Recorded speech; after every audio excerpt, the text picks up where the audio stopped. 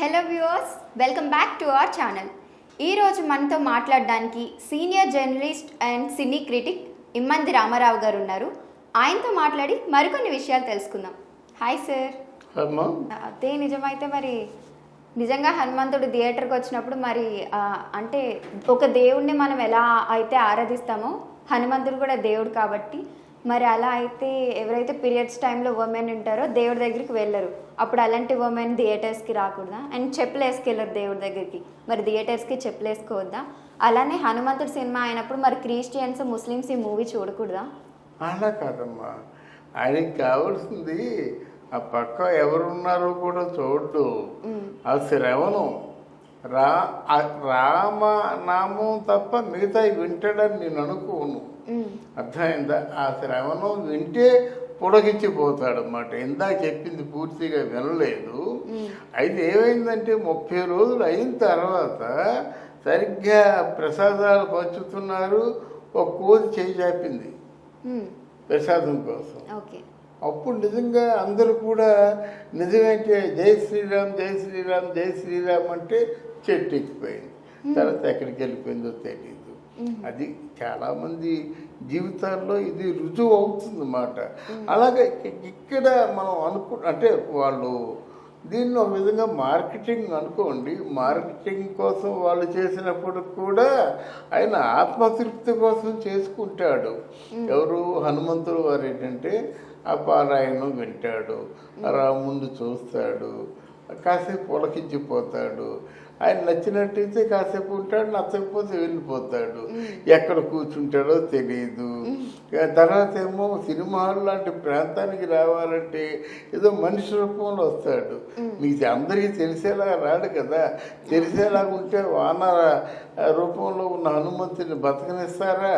కాళ్ళు చేతులు కట్టేసి మరీ పూజలు చేస్తారు. ఇట్లాంటి అంటే తెలుసు పని చేస్తాడు అనుకో నేను.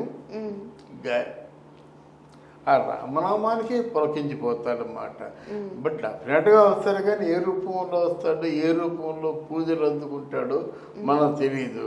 లేకపోయినట్టయితే మామూలుగా బయట కూర్చొని మొత్తం అన్నీ హాయిగా వినొచ్చు, ఎవరు చూడండి ప్రాంతంలో వినేసి వాళ్ళందరికంటే ముందు ఓ రోజు ముందుగా వెళ్ళిపోవచ్చు. ఎందుకంటే మనం కొన్ని వింతలను చూస్తున్నామా.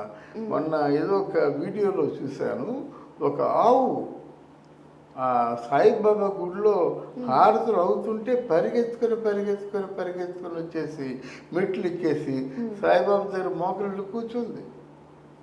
అలాగే పాము శివలింగాన్ని చుట్టేసి అలా వింటుంది ఓం నమ శివాయ జపాన్ని. ఇలా కొన్ని మనం తార్కాలను చూస్తున్నాం.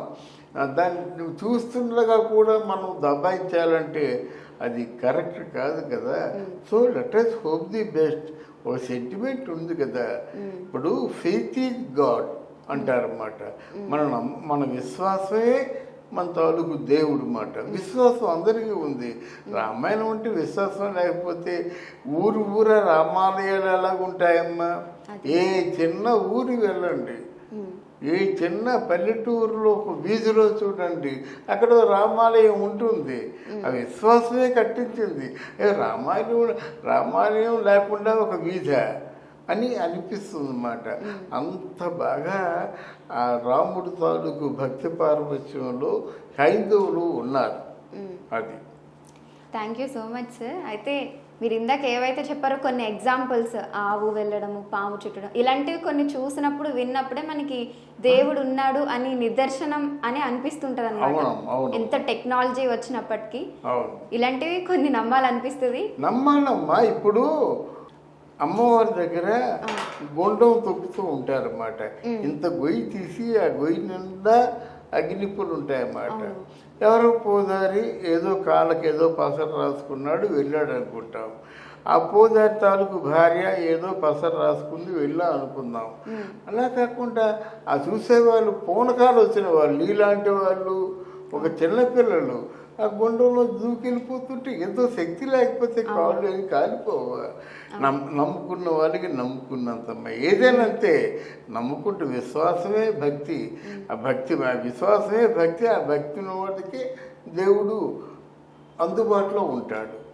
భక్తి లేకపోతే మనకు అందుబాటులో ఎక్కడ ఉంటాడు, అందుబాటులో ఉంటున్నమాట. Thank you so much sir. ఏదైతే ఆదిపురుష్ అయితే ఒక మంచిని అందరికీ తెలియజేయాలనుకుంటున్నారు, మన ఏవైతే మన యాన్సిస్టర్స్ నుండి వస్తున్న స్టోరీస్ ఉన్నాయో అవన్నీ ఇప్పుడు జనరేషన్కి తెలియజేస్తున్నారు కాబట్టి ఒక మంచి హిట్ అవ్వాలని మనం కోరుకుందాం. అవునమ్మా. తర్వాత ఏంటంటే ఈ స్టోరీ వినూత్నంగా ఉంటుందనేది కూడా మనం చెప్పుకోవచ్చు. అలాగే అరణ్యకాండ, యుద్ధకాండ ప్రధానంగా ఉంటుందని చెప్పినప్పుడు బీజేపీ పార్టీకి కూడా అవి చాలా గుండెకాయ లాంటి భాగాలు అవి. బీజేపీ పార్టీ కూడా ఆ ఓటర్లకి ఆ రామ నామంలో ఉన్న పవిత్రత, అలాగే అక్కడ మరి రామ జన్మభూమిలో రామాలయం కట్టిస్తూ ఉంటారు కదా, అది కొంచెం లేట్ అయినప్పుడు కూడా ఇది బాగా దానికి కాంపెన్సేట్ చేస్తుందని నేను అనుకుంటున్నాను. అయితే మనం హిందువులు ఎవరైతే ఉన్నారో హనుమాన్ని చాలా ఎక్కువగా నమ్మకంగా పూజ చేస్తుంటారు.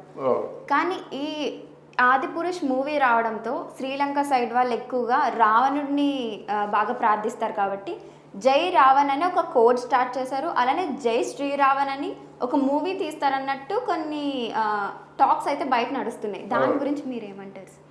దాని గురించి ఇది కేవలం శ్రీలంకలో ఉన్న వాళ్ళకి రావణుడు అంటే చాలా భక్తి కనుక రావణుడులో గొప్పతనాలు కొన్ని మనం తెలుసుకోవాల్సి ఉన్నాయి. రావణుడు సామాన్యుడు కాదు, అష్టదిక్పాలకుల్ని పాదాల కింద మట్టుకుంటూ వెళ్ళాడు. అర్థమైందా? అంత గొప్పవాడు. అష్టదిక్పాలకులు అంటే 8 దిక్కుల్ని పరిపాలించే వాళ్ళని కాళ్ళతో తొక్కుంటూ సింహాసనం మీద కూర్చున్నాడు. పండితులు, మంచి జ్యోతిష్య బ్రహ్మ, అంటే బ్రహ్మ తాలూకు వార్తలు కదా, పౌలష్యుడు అంటారు దీన్ని. రావణ బ్రహ్మ కాకుండా ఇంకో పేరు ఉంది, అదే పౌలష్యుడు. ఆయన జాతకం చాలా బాగా చెప్పగలడు. ఎంత గొప్పవాడంటే తన జాతకానికి తానే, తన చావుకి తానే ముహూర్తం పెట్టించుకున్నాడు. అంత గొప్ప జాతకుడు అన్నమాట. అంటే జ్యోతిష్ శాస్త్రవేత్త. అందువల్ల ఆయన గురించి ఆయన హీరోగా పెట్టి సినిమా తీయడంలో తప్పేం లేదు. అలాగే జై శ్రీరామ్ అంటూ ఒక సినిమా తీద్దామన్నటువంటి ఆలోచనతో ఉన్నారు. మళ్ళీ ఇంకొక రామాయణం కూడా తీయడానికి సిద్ధంగా ఉన్నారు. అది ఎవరంటే ఇక్కడ మన రణబీర్ కపూర్ ఎవరు ఉన్నారు కదా, ఆయనతో తీద్దామన్న ఆలోచనతో ఉన్నారు. అది మరి ఎంతవరకు నిజమో తెలియదు కానీ ఇప్పుడు ఈ ఆది పురుషు వచ్చింది, ఇది ఒక 10 సంవత్సరాలైనా సరే జనం నోళ్ళలో నానుతుంది, జనం కళ్ళకు కట్టినట్టే కనిపిస్తుంది. మళ్ళీ ఇంకొకరు ఆ సినిమా తీయడం అన్నది అంత పెద్ద ఇంట్రెస్ట్ ఏమి ఉండదు.